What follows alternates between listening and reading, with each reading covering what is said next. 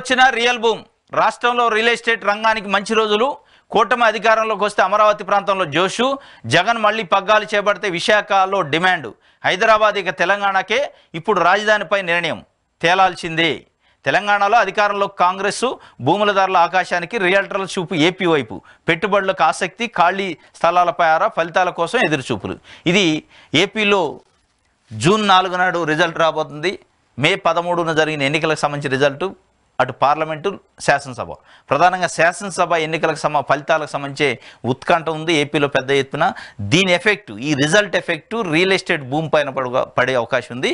కానీ ఇటు కూటమి వచ్చినా, అటు జగన్మోహన్ రెడ్డి గెలిచినా, ఇద్దట్లో ఎవరు గెలిచినా రియల్ ఎస్టేట్ భూమి అయితే తప్పనిసరిగా ఉంటుంది అనేది ఒక అంచనాతోని ఆంధ్రప్రభ ఒక వార్త రాసింది. రియల్ భూము ఎవరు వచ్చినా రియల్ భూమి ఉంటుంది. రాష్ట్రంలో రియల్ ఎస్టేట్ రంగానికి మంచి రోజులు రాబోతున్నాయి. ఇటు కూటమి అధికారంలోకి వస్తే అమరావతి చుట్టుపక్కల ఉన్న జిల్లాలకు సంబంధించి కొంత రియల్ ఎస్టేట్ భూమి వచ్చే అవకాశం ఉంది.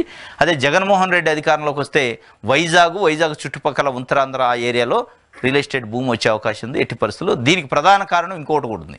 ఇప్పటివరకు రాజధాని విషయంలో క్లారిటీ లేదు. రాజధాని ఏపీకి సంబంధించి ఉమ్మడి రాజధానిగా హైదరాబాద్ కూడా ఉంది. ఏది రాజధాని అంటే ఇప్పటివరకు హైదరాబాద్ మా రాజధాని అని చెప్పుకునే అవకాశం, హక్కు ఉంది. కానీ జూన్ 2 నుంచి అవకాశము, హక్కు కోల్పోతారు. జూన్ 2 నుంచి తప్పనిసరిగా ఏపీకి రాజధాని అంటే ఏపీలోనే పెట్టుకోవాల్సిన పరిస్థితి. అది అమరావతి, వైజాగ్, ఇంకోటి XYZ ఏదైనా కావచ్చు.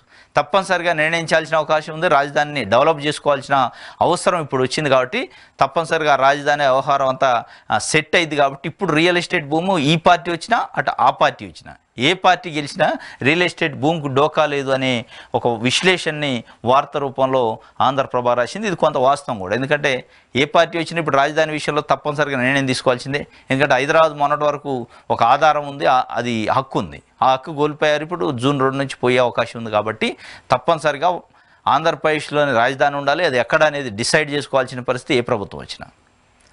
ఇది రియల్ ఎస్టేట్ భూము ఉండే దాని గురించి రాశారు.